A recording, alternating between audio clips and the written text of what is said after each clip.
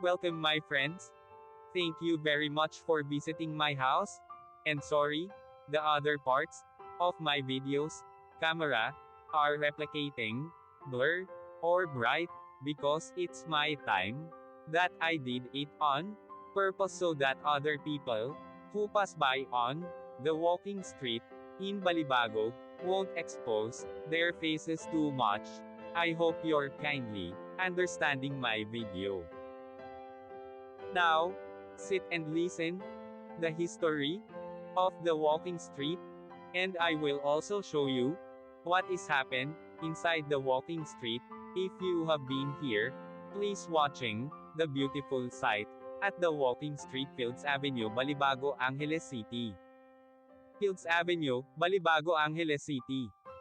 Fields Avenue is the name of a major street running through Balibago area of Angeles City in the Philippines. It is the center of the red light district and the bar scene of the biggest entertainment district of the Philippines. Fields Avenue in Balibago, Angeles City.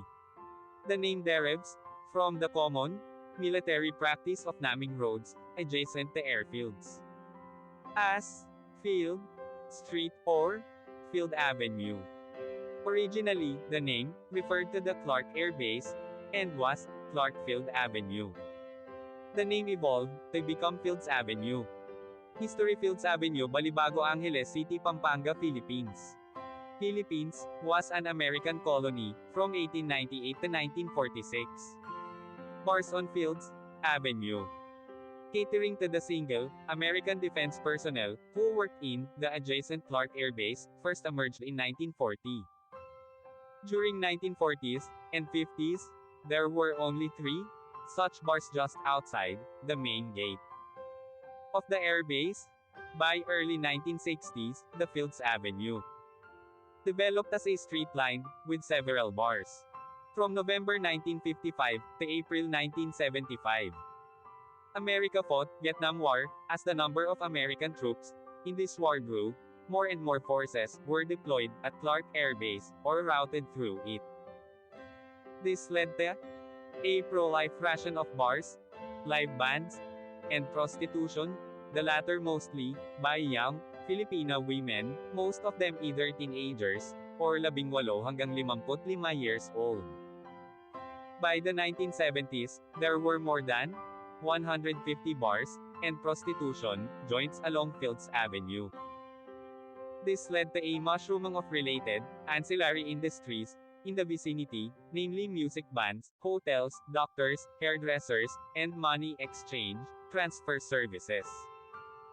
In its heyday, Fields Avenue provided direct or direct employment to nearly 20,000 Filipinos, including plumbers, electricians, and security guards. In the 1980s, though the American presence remained steady, the bars and prostitution shops continued the pro-life rate. Many bars and prostitution dens were owned by Americans, as well as local politicians, thus leading to a nexus between the locals, politicians, and American military and ex-military personnel. With the withdrawal of American Defense Forces from Clark in 1993, many of these establishments changed hands, but continued to do business. As Clark was turned into a special economic zone, SEZ, these bars and prostitution joints changed their clientele to suit their new customers, Japanese and Korean businessmen. Restaurants serving food from these countries began to appear, and signboards in these languages were put up. The period from 2000 hanggang 2010 saw further expansion of these joints, as the area was relabeled as an entertainment district. While prostitution was officially banned, girls working here were simply redesignated as guest relations officers (GRO), and prostitution continued in practice.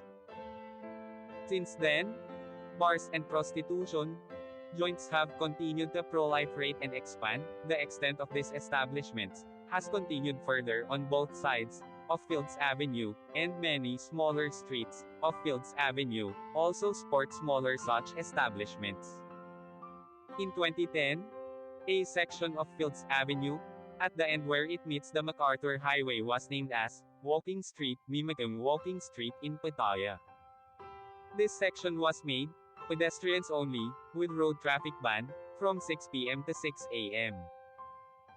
People arriving by air either take a taxi, direct to hotel, or a jeepney, to Main Gate Jeepney Terminal, located between the North SM Mall, Fields Avenue to south, and Bayanihan Park to east.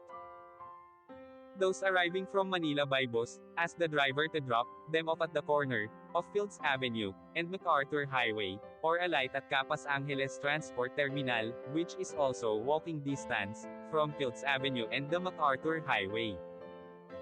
The presence of family-oriented activities on the other side of Fields Avenue, namely shopping malls, as well as activity centers in Clark Air Base, has led to a neat separation between the two. Fields Avenue tends to cater more to single foreigner men. And sometimes women too, with at least 5 bars, featuring gigolos and gays, while the rest of Clark caters to family-based entertainment. Fields Avenue remains among the safest streets in the region, with restaurants and hotels.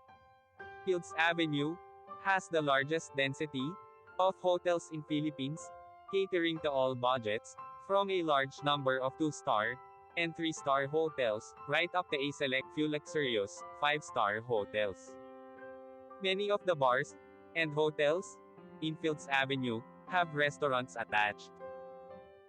Fields Avenue has among the largest variety of restaurants in Philippines, with cuisines ranging from European, continental, Japanese, Korean, Australian, and a select few restaurants serving Indian, Arabic, and Filipino food. Restaurants tend to have long opening hours, most of them open late and close late, up to 4 a.m., though a reasonably number of them open early, around 7 a.m. A few restaurants are open 24 hours. Most Filipino and international fast food chains including McDonald's, KFC, and Jollibee have at least one branch along or near Fields Avenue. 24 Hours Police Station is located in the center of Fields Avenue. Thank you so much. See you my next video.